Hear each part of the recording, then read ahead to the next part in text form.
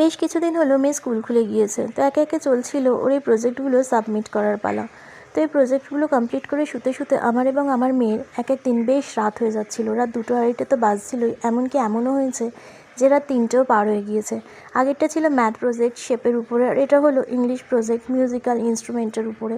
তো এই দুটো তো কমপ্লিট আমাদের হয়ে গিয়েছিল। এছাড়াও আমরা বানিয়ে ফেলেছিলাম এই ইভিএস প্রজেক্টটাকে। এই ইভিএস প্রজেক্টটা ছিল পোস্ট অফিস রিলেটেড, একটা পোস্ট বক্স এবং একটা পোস্ট কার্ড ড্র করতে হয়েছিল। তো এত রাত্রিবেলা করে প্রজেক্ট কমপ্লিট করে শোয়ার পরও এমন হয়েছে মেয়েকে সকালবেলা স্কুলে ছেড়েছি, ও উঠে স্কুলে গিয়েছে। তো যাই হোক, আজকে ছিল ওর ছুটি, তো ছুটি বলে আজকে সকালে আমি বাকি সব কাজ সেরে নিয়ে চলে এসেছিলাম রান্নাঘরে। বানাবো আজকে চিকেন। তো চিকেনের জন্য আলুটা ভাজা হয়ে গিয়েছে, এদিকে চিকেনের মশলা আমি কষাতে দিয়ে দিয়েছি। চিকেনের মশলাটা ভালো করে কষানো হতে হতো, চিকেন ততক্ষণে ধুয়ে আমি জল ঝরানোর জন্য রেখে দিয়েছিলাম।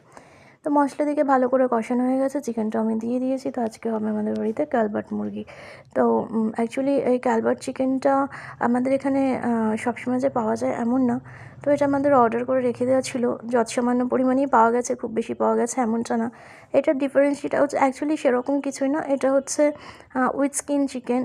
তো এটা খেতেও একটু আলাদা রকম হয়। তো এই চিকেনটা না একটু হার্ড হয়, যে কারণে নর্মাল রান্না করলে ঠিক ভালো করে সফট হয় না। তো যে কারণে এটাকে প্রেশার কুক করে নেব, ভালো করে কতগুলো সিটি দিয়ে নিয়েছি যাতে চিকেনটা ভালো করে নরম হয়ে যায়।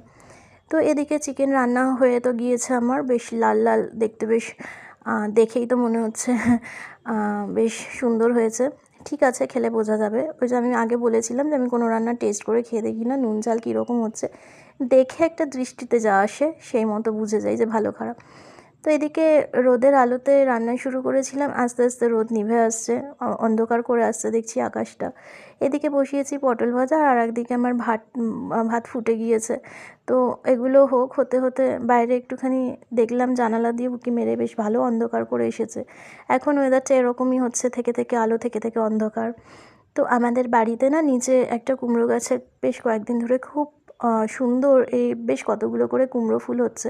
তো এগুলোকে তুলে নিয়ে আসছে বড়া খাওয়ার জন্য, আমার মেয়েও খুব ভালোবাসে। তো এই কুমড়ো ফুলগুলো দিয়ে বড়া ভাজবো, আর এদিকে আমার রান্না কমপ্লিট করে দিয়ে দিয়েছি মেয়েকে আজকে খেতে। তো ওকে এই যে সব খাবার সাজিয়ে ওকে পরিবেশন করে দিয়ে দিয়েছি, ও এবার ওর মতো খাক। আর এই যে চিকেনটা দিয়েছি, ও তো খুব এক্সাইটেড। তো ও খাওয়া শুরু করে দিয়েছে। ওকে দিয়েছিলাম ডাল, পটল ভাজা আছে, আর ওই কুমড়ো ফুলের বড়া। এছাড়াও আমি না একটুখানি ডাল বেটে রাখা ছিল, তো ওই ডাল বাটা দিয়েও বড়া ভেজে রেখে দিয়েছিলাম। আর চিকেনটা তো দিয়ে দিয়েছি। ওর আবার কিছুদিন হলো ডাল দিয়ে লেবু দিয়ে খেতে খুব শখ হয়েছে, তো ও খাওয়া শুরু করে দিয়েছে।